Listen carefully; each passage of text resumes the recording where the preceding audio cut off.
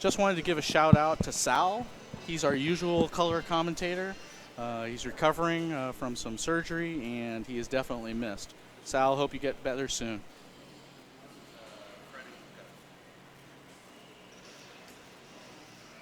They're actually just fixing the names right now, so just give them a second here to adjust that. Okay, so it looks like we've got caught up in the first period. Scores tied 7-7. That's a good start.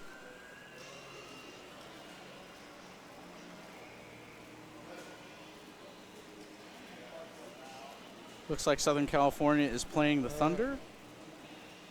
Team Texas is playing the Moscow Machine.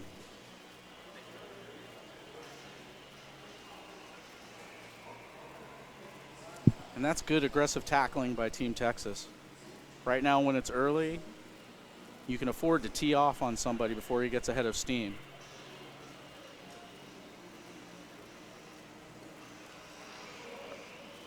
Gus man breaks a large run. They've defused. Now 40 yards to goal. Cool ball. Fred and Gus have been playing pretty good, but I think their only losses were to us, actually, in this tournament. Is that correct? That's true. Yeah, They've been close games. Both 6 very periods, close. both times. Very close, but we came out on top, fortunately. The 2 times we played, somehow we've managed to make it to the final of the winners bracket, huh? Yeah, it feels good. Yeah, it feels real good. Yeah. So it'd be curious to see how Team Texas does, because early on in the tournament they seemed a little fragile. And you got to think that the losses that Team Southern California has suffered, I mean, it has to take a toll, right? You're playing more games in the losers bracket. You know, you're using more energy. It's exhausting. Absolutely. They actually had to go step out and re-energize themselves because they were in complete disarray, it appeared, after the heartbreaking loss. But now they seem back on track and in control here. And there they go. That's a great pass. With the lead.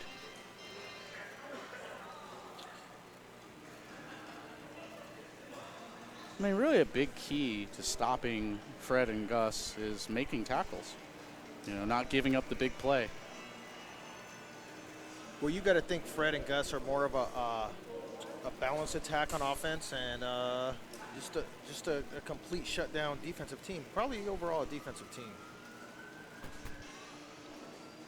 But Tom and actually James. is that name right? Oh yeah. Okay.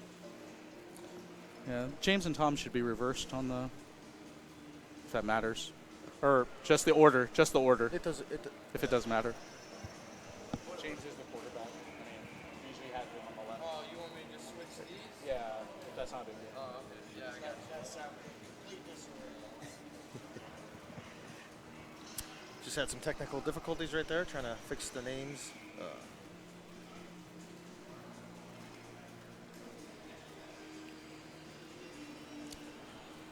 Let's see if Fred and Gus can get a hold here. They've been struggling a bit as of late. Oh, what wow. a play. What a play. That's a big turnover for Texas.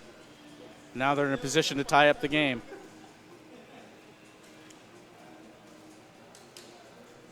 Fred and Gus have just flipped this whole game around now. Commanding control. Commanding control. Loser of this game is out of the tournament. This will be their second loss. Winner advances through the losers bracket.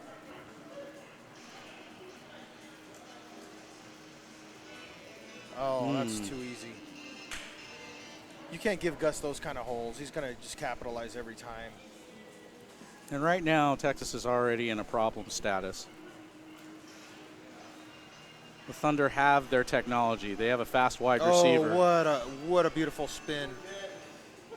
They had a chance to blow him up even.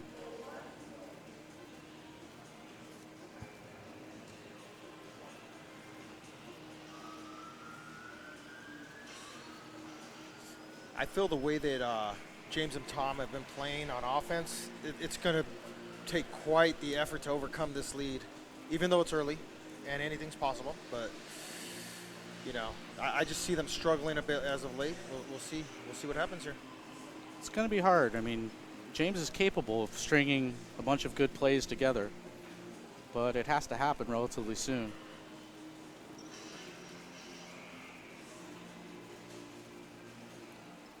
Gus and Fred has stepped out.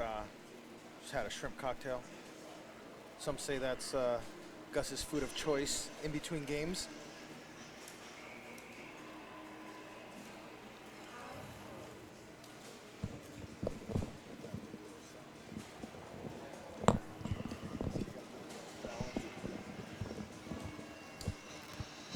Oh, wow.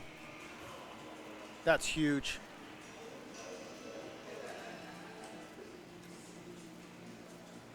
This is basically Texas versus SoCal. Again, this Texas team made it to the finals last year.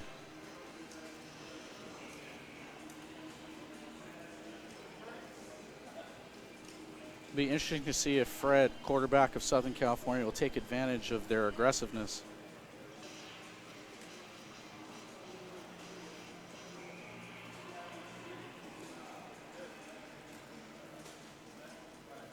If you notice, you'll see that Fred and Gus have decided to change their game plan a little bit and just kind of pound the ball a little bit more than usual.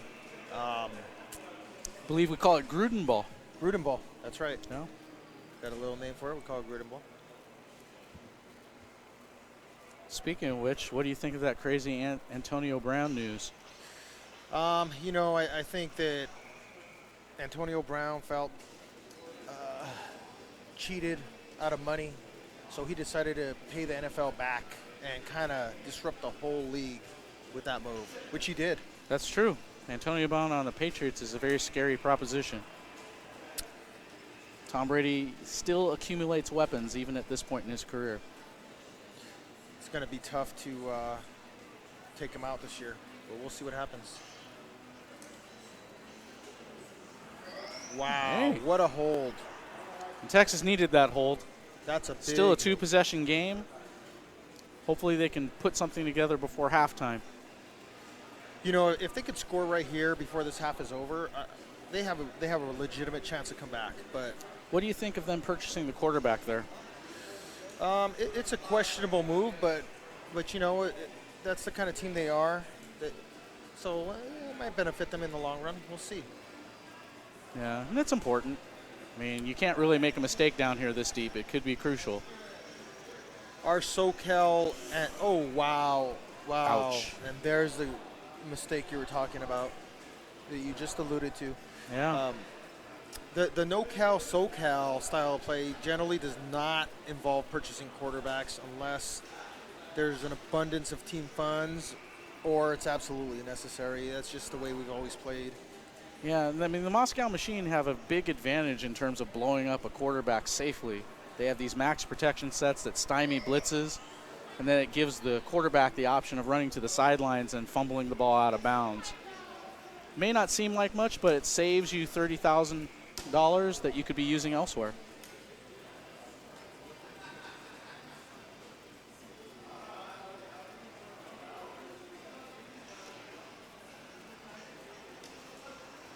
Oh my goodness. I mean, you'd like to think that them scoring is inevitable, but this goal line stand is pretty impressive.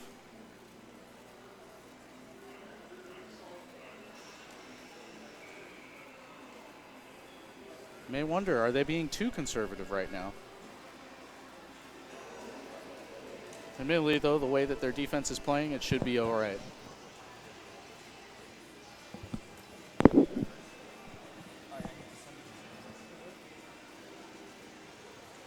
And obviously, you guys are here tuned in, but for folks who are following on other platforms, the Twitch stream is available at twitch.tv/flipperspielunderground.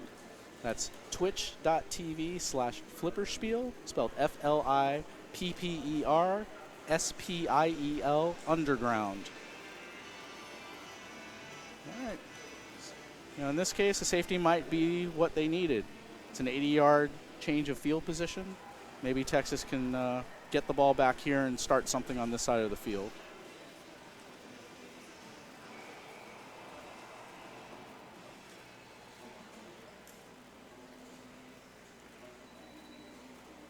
Defensively, it's important for Texas to keep everything in front of them. Gus has a very fast wide receiver, and you can't afford to miss tackles like that.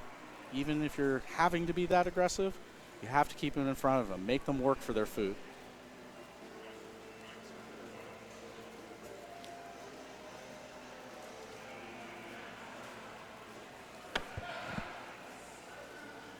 Well, they decided to change things up here and go with the flat nickel.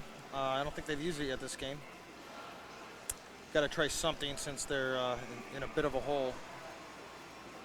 I would definitely mix it up at this point, right? I mean, you have to try something if you're putting yourself already down over 2 touchdowns. So It's true. oh man, The only problem with flat nickel is that it gives a good wide receiver runner all sorts of lanes to cut through. lots of time for the quarterback to drop back. Some quarterbacks prefer to play against flat nickels. Others do not. I mean, it just depends. But overall, way less pressure, considered more of a prevent defense. Good for running some clock, I would say, if you have a lead. And right now, time is the enemy. So, unfortunately, while it might turn into a super blowout, I think that the defense needs to be a little bit more aggressive. They just have to make sure tackles and try to force turnovers. I personally would like to see more short defense, put some pressure on, maybe some blitzing, because this is getting out of hand. You need to make things happen right now, and to me, a flat nickel's just not going to do that. You gotta go short, in my opinion. Yeah, agreed. I mean, you have to force Fred to be a quarterback, give him the opportunity to turn the ball over.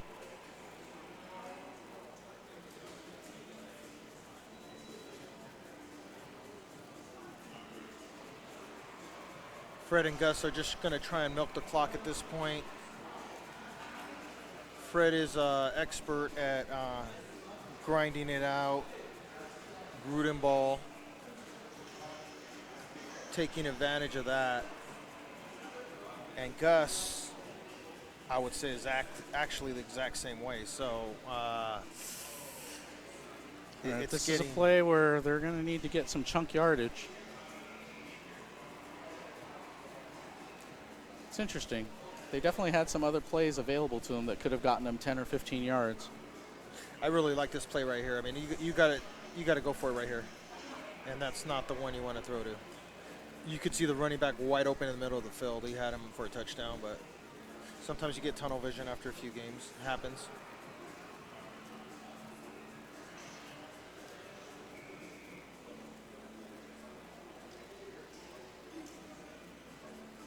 So it looks like this is going to be the final play of the quarter. Period. 2 left. There it is. End of 4, heading to the 5th. Scores 30-7. Do you think there's anything that Texas can do to get this back to a manageable situation? At this point, it's honestly looking like an insurmountable lead. I don't think it's going to realistically happen. I would love to see Texas come back and make it a game, but I'm not sure that they're capable of that. Perhaps a little jet lag. Could be. I think we talked about that earlier. I think you just got to take it one possession at a time. Maybe using an opportunity to call the plays quicker. Just execute an offense. They did have quite a bit of travel time.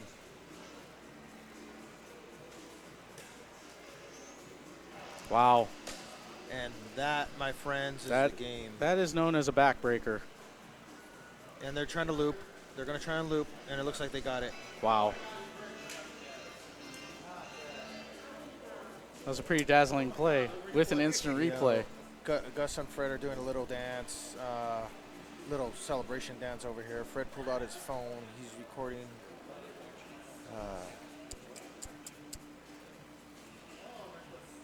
But I think that's definitely going to do it.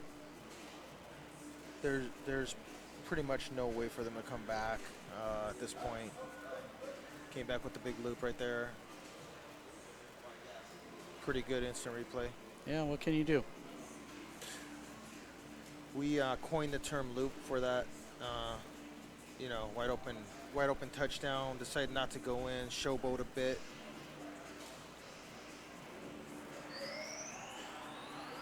Now, while representation for the tournament, I mean, we've seen, teams from Northern California, Southern California, Texas, now Tennessee.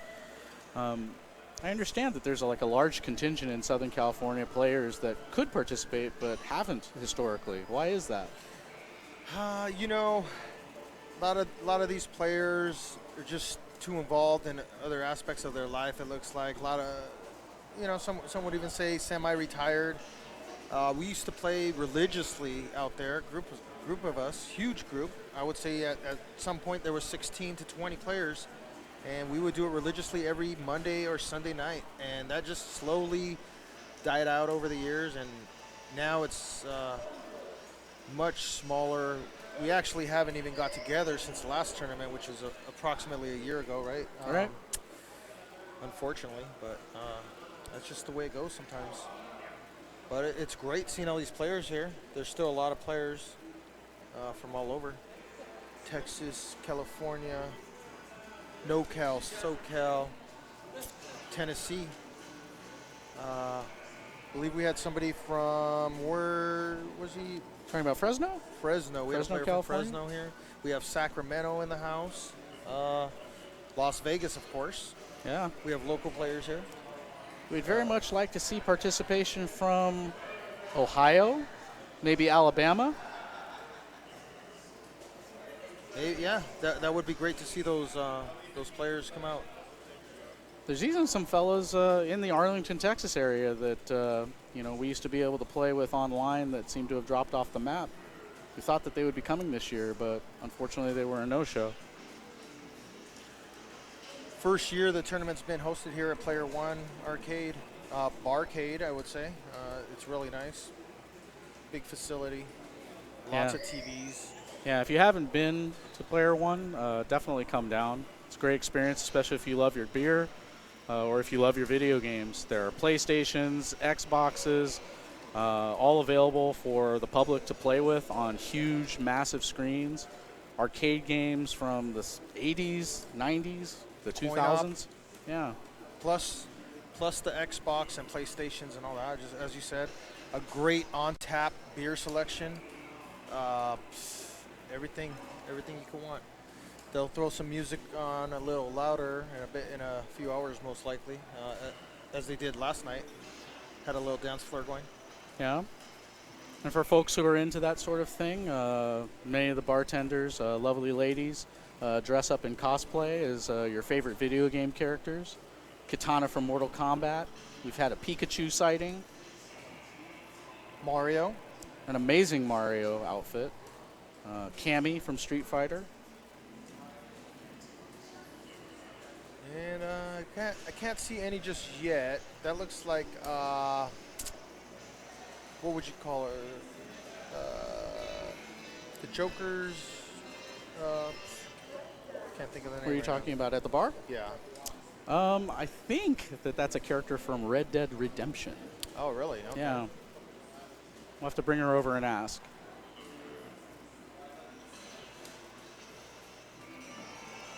Really cool pictures all over the place as well.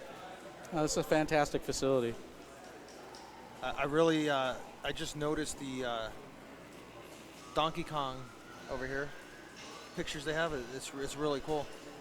Oh, actually, that is one feature of the place. If you actually start at the left end of the bar, you will actually see a history of video games played out from the 70s all along the bar. So you'll see references to Pong and, just, it's actually a really good resource. Supposedly there's another one of these down in Florida. I'm not sure if there's a bigger chain involved, but again, definitely worth checking out. And I feel like there's something for everybody here if you're really into video games, because you have PlayStation, Xbox, you have you can play some Mario Kart, you can play coin-op games. It's great, and even if you're not into that, come and have a beer. Yep. Can't go wrong. I think it's only been open a couple weeks now, right? That's correct. It is an adult entertainment place, so I don't think you're allowed to bring your kids in. They do card you, but the cover charge is only $5 for the day. So. And it's unlimited free play on Yep. the video games. It's a good deal. And this game is just about iced. Essentially just waiting for the clock to tick away. And that one might hurt. That one wow. might hurt. That's going to leave a mark. Pow. SoCal players have coined that, a defensive interception like that for a touchdown, as a pow. So Texas is making it at least look respectable. Now it's 36-20. No time left for a real comeback, but at least put it in the record books. Oh. Nice 2-point conversion. Looks like they cut it down to a two-score possession. You're right. I mean, technically, we have seen crazy things in Cyberball. We've seen situations where a 14-point lead with under a minute left was lost.